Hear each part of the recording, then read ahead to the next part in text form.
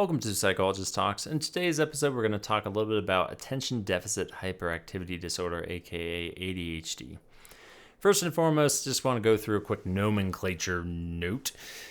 That's just like clarifying what exactly ADHD is and talking about the subtypes, because to this day, people still say ADD, and I don't blame them. There's a history and a background and backdrop for that, but just a quick correction, I suppose, on that. And then we'll talk about two major factors of what constitutes or what can help identify a legitimate concern about ADHD versus something that might be attributable to something else. And the two things that we're going to talk about is one, neurodevelopment, and number two, overlapping etiologies, like other things that could be going on that can replicate ADHD-related symptoms.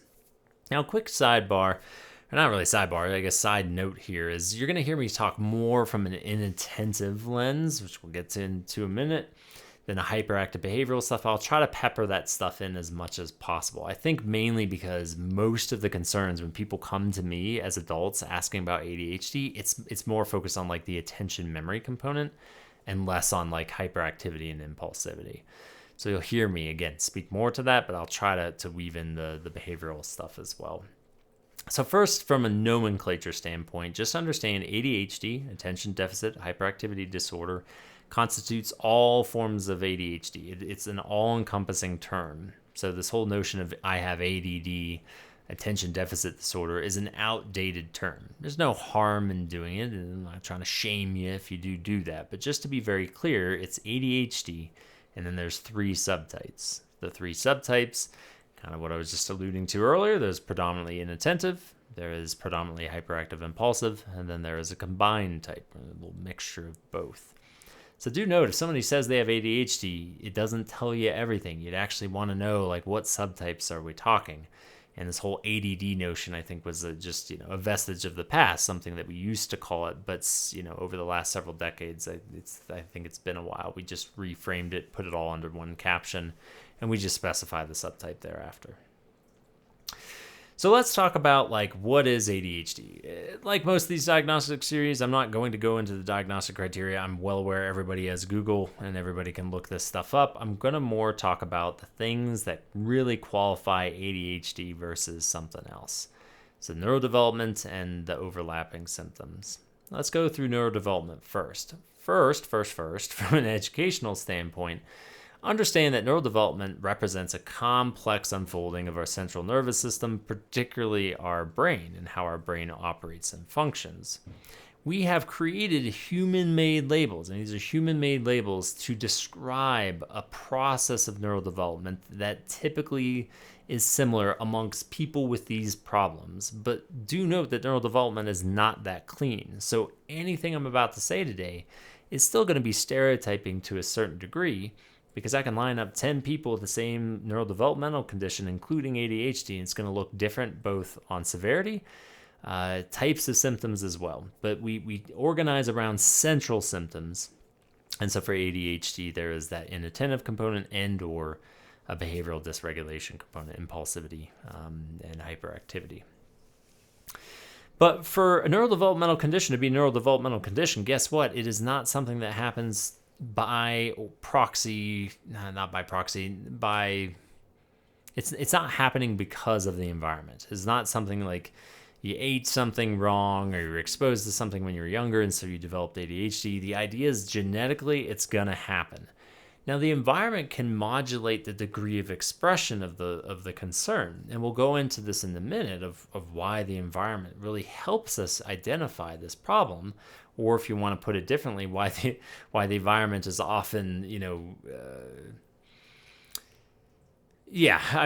basically it's like it depends on how you see it.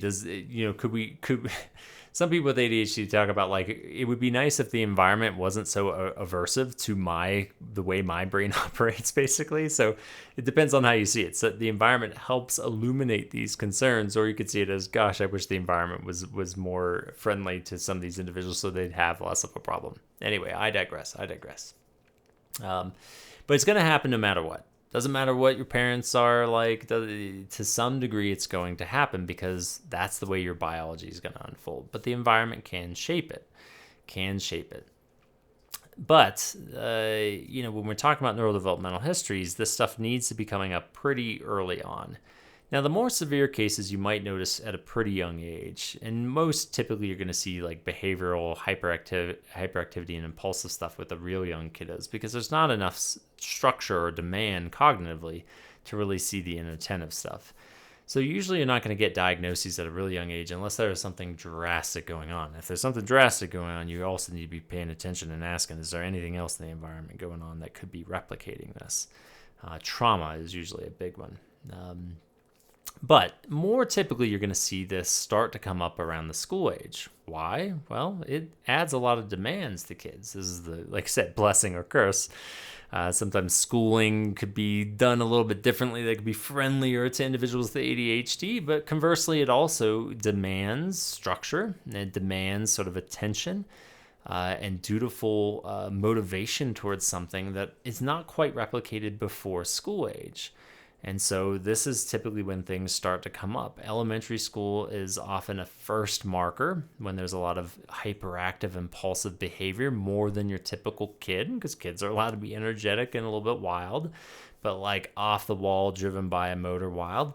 And they also are allowed to have some attentional complaints. They're kids. They want to mostly play, and we're trying to force them, to learn all this stuff. And so it can be challenging. But for some kids at that early elementary school ages, they are just all over the place.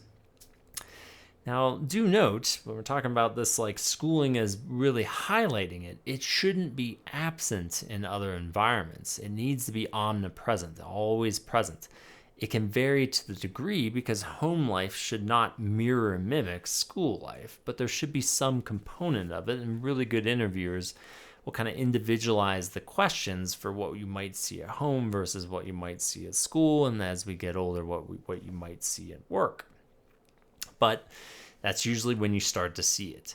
Now, the prototypical age of really the true litmus test is around middle school. For those of you who might not know what middle school constitutes, think of it from like ages 10 plus, 10, 11, 12. Typically around that time, school and biology becomes very demanding. I mean, abstraction and higher cortical functions really become more robust.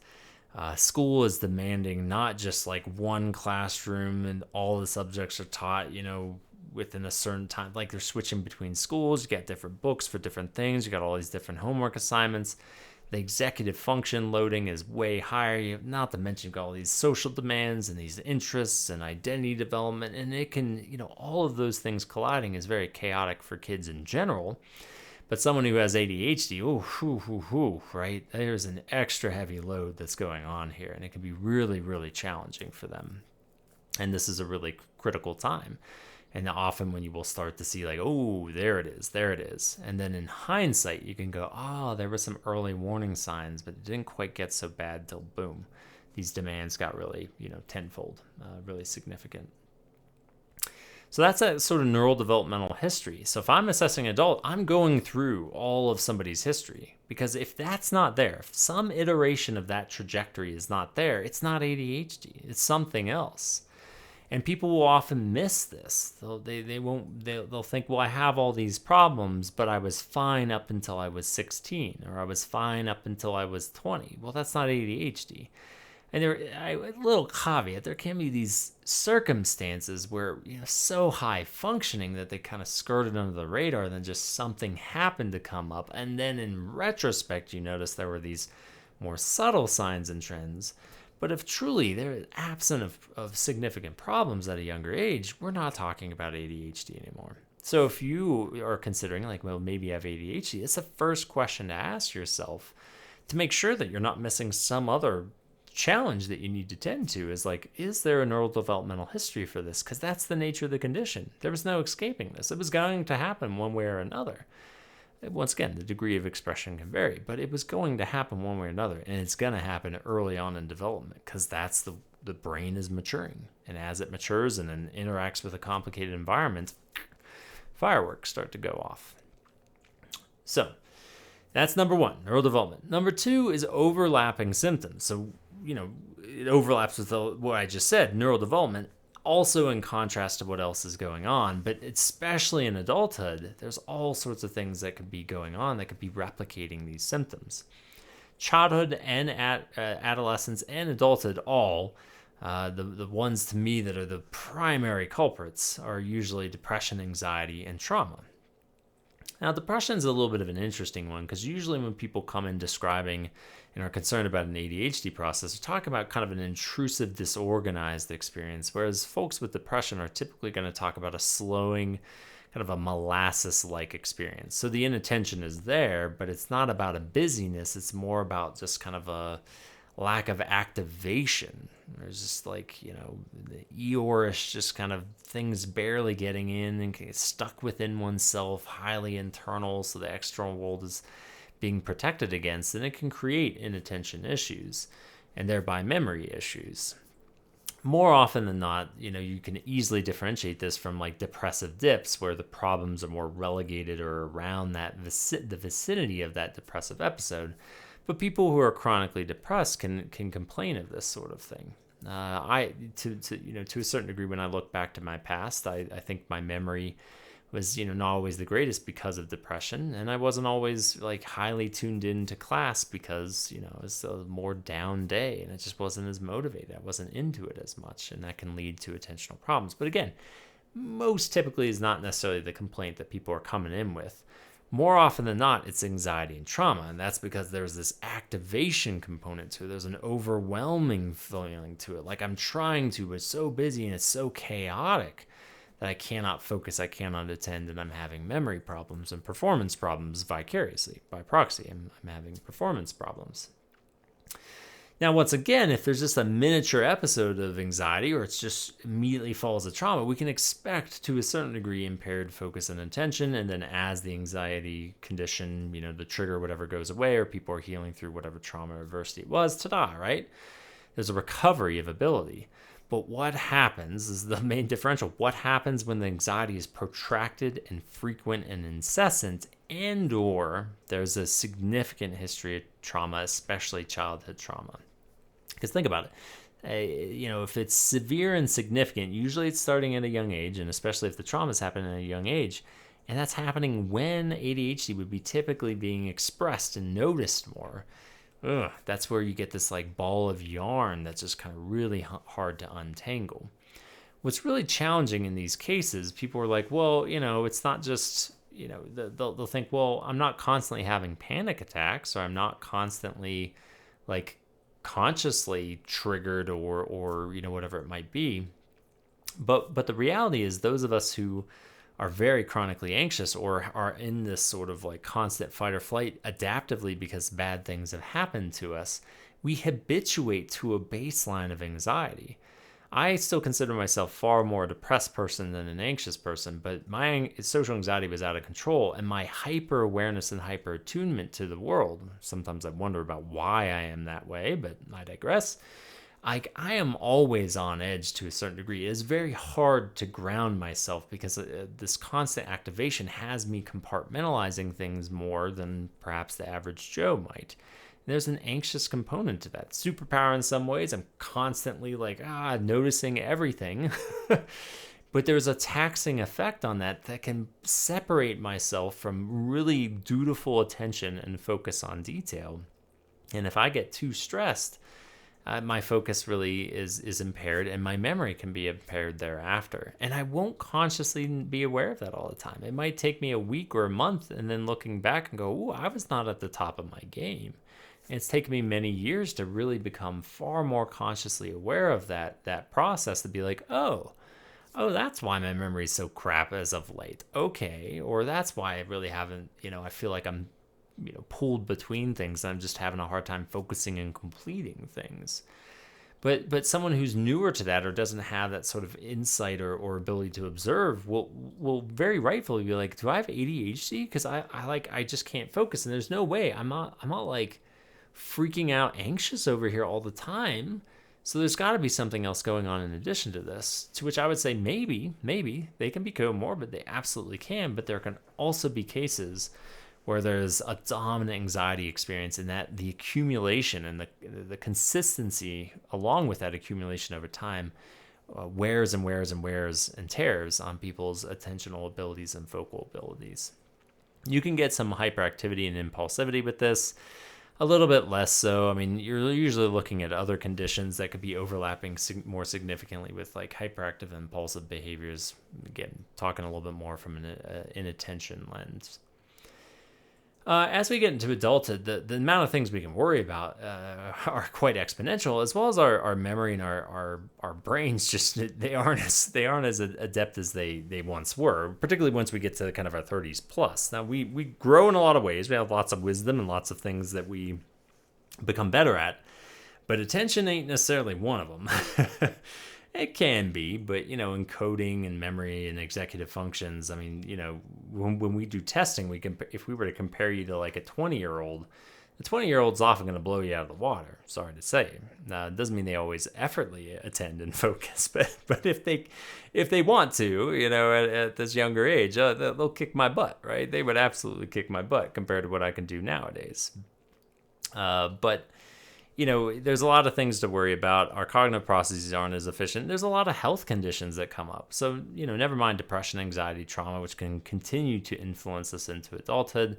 Medical conditions, hypertension, blood oxygen, thyroid issues, diabetes. I mean, all these conditions can have a taxing effect on cognitive efficiency. You can look up neuropsych articles on a lot of these conditions, and there are often these little, they're not severe, drastic, but there is a wearing effect on cognitive efficiency, and often attention can be part of that insult. Sleep. Oh, how many people come to me talking about chronic sleep issues? You better believe you're not at 100% if you're constantly dealing with sleep issues. Substance use, we're not talking just like the severe methamphetamine, cocaine use, opioid abuse sort of stuff. I mean, chronic marijuana use, frequent drinking, especially binge drinking recurrently over time. All of these things can have wearing effects on cognitive efficiency. It doesn't mean that you necessarily have ADHD. So the task becomes, as adults come in to see me, trying to like maybe I have ADHD, the more of these things that are going on, the harder it is for me to establish, is this ADHD or not? But notice, I'm doing these two things at the same time. I'm looking for a neurodevelopmental history, and then I'm challenging and juxtaposing that with anything else that could be replicating. And the older we get, the more challenging that is, because there's more retrospect when it comes to neurodevelopmental history, and there's a whole lot more things that could be overlapping and causing attentional issues and focus issues. At a certain juncture, what becomes wise is to engage in psychological testing. Now, psychological testing is not like, 100% accurate. There can be false positives and false negatives. Any good provider worth a grain of salt doing psych testing will admit this to you, but also then instead frame it as an incremental validity approach, that it provides an incremental sort of insight on top of interviewing. So it's not just like the tests show us something magical. They just give us insight into how someone is intellectually, cognitively, focus, attention, executive functions and stuff, functioning in the present day, so that we can kind of look at what all is going on and what could account for that, and then looking for a neurodevelopmental history and narrative that could track to the present day, that there's a persistence and a consistency in the inattention and or hyperactivity, impulsivity that lead us to the present day and is not better accounted for by something else that is going on. The most challenging cases are those that from early childhood on, there's some sort of trauma or adversity, or there's pretty significant anxiety going on, and then extra things start to compound as they get older, some sort of chronic health condition or whatever it might be, and then they're concerned about ADHD, and my job is to differentiate this. Holy moly. Never mind if their caregivers are deceased. I can't actively talk to the teachers like child and adolescent psychologists can do in this testing. It just really becomes challenging. It really does. But those are what we're looking for. So say if you're a consumer listening to all of this, what do you do with all this information? Well, I already alluded to it earlier. On the one hand, you can look back at your neurodevelopmental history and kind of be curious and look and really be fine-tuned and look for signs and symptoms, because this is not something that just flits in and out. If it's significant enough, it should be relatively noticeable as you get older, and it's seen in multiple scenarios, and it can't just be contextualized of I got really sad and demotivated and had lots of social issues that year. And so I just stopped caring about school. Or my parents got divorced. I moved across the country. Like, there needs to be a persistence over time. And then number two, was there anything else going on that might have been contributing to this problem? That's that sort of retrospective look. What do you do in the present day? Well, if you're unsure, go ask. There's nothing wrong with asking, as much as I say, oh my gosh, tons of people are asking nowadays. If you've done your due diligence, you take a little screener and it ends up positive, which, by the way, does not mean you have ADHD. It just means you're at risk for it. Go ask. But if you're like hesitant to ask, or maybe you want to do some self-improvement first, kind of litmus test it a little bit, well, the main thing you can do is try to tackle all these external variables that could be interfering. Well, practice more mindfulness, do stress reduction techniques, go to therapy, tend to that medical condition you have been trying to tend to, even though you know it's lurking there in the background, and see if things improve. If things improve, either one, you've got a very subtle, very sneaky, super high functioning ADHD, and it just got better, but it's still a problem, or it won't get much better. And that's a good sign to be like, geez, like I'm doing all these things and I'm not seeing any iota of improvement. It's time to start asking, more pointedly for, some sort of, whether it's just like a general evaluation or possibly even psych testing. But for many people, they will notice and things get better. And they'll come back and go, yeah, no, I'm actually doing quite good. My stress is lower, I'm sleeping better, and every once in a while, I've got focus issues and attention issues and memory issues, but I think I'm doing overall pretty good. To which I would go, great. Welcome also to the normal experience of being older. You're not as efficient as you used to be, but now you've got things managed. It's not so pervasive that you're worried about ADHD more. Good. If you're a provider listening to all this, notice the diligence that is required to really interview around this. Some degree of neurodevelopmental history, and then also being able to catalog tons of different domains of functioning to really assess this sort of thing. It's incredibly dangerous to diagnose the minute there are way too many confounding variables. It's like, well, the neurodevelopmental history is a little bit sketchy. I'm not sketchy and like bad, like sneaky, but like I can't really. It's not as distinct as I would want it to be. And then they've got chronic obesity and diabetes, and there was a concussion 2 years ago. It's like, holy moly, good luck, right? Like, if you're brave enough to pull that trigger, diagnostic trigger, then great, go for it. Some prescribers out there will be like, I don't know, we'll try them out on the medication. If there's an adverse effect, then I know it's either not that or there's bigger fish to fry. And if it's a great effect, then okay, great, maybe it's ADHD.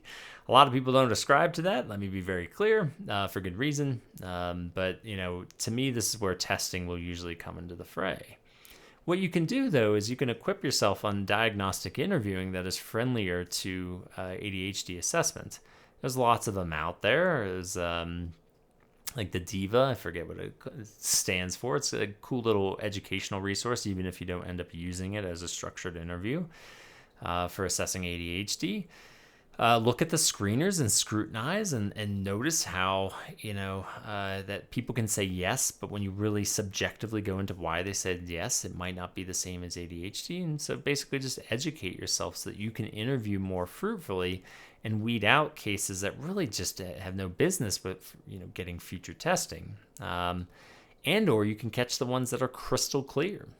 Very obvious, that really can be diagnosed through interview alone because there's just not that many overlapping symptoms or issues and their developmental trajectory matches it.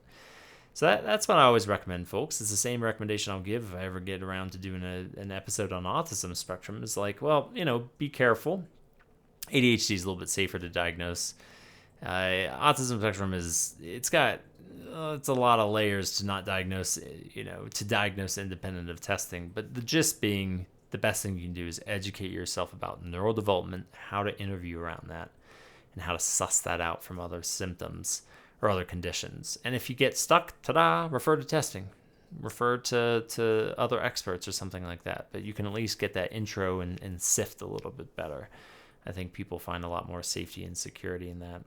But be careful, because if you don't get the education, you could be judging based off a stereotype or some old thing that maybe you read or you're told in grad school and stuck around with you, and et cetera, et cetera. Just because we're experts in the field, or we're supposed to be experts, doesn't mean we're experts on everything. So be humble, be sure to do some research. All right, I don't know. Yeah, I think that's it. There's the quick definition I went through. There's the neurodevelopment and the juxtaposition of other overlapping conditions and things to be considering, and that was not an exhaustive list. And then a little bit so what do you do with any of this? That's that kind of introspection, self-education component. So again, did all this without naming a lick of symptoms, but this is the key stuff. The list of symptoms is pretty easy to check yes to. This is the case with so many conditions, bipolar, all sorts of stuff. People, it's very easy to check off the yes marks. The context, the detail, the narrative behind the symptoms is often what it becomes most paramount and most important for accurate diagnosis and accurate identification of a problem. So, as always, I hope this has been helpful and useful. Thank you for listening and or watching. And as always, stay curious.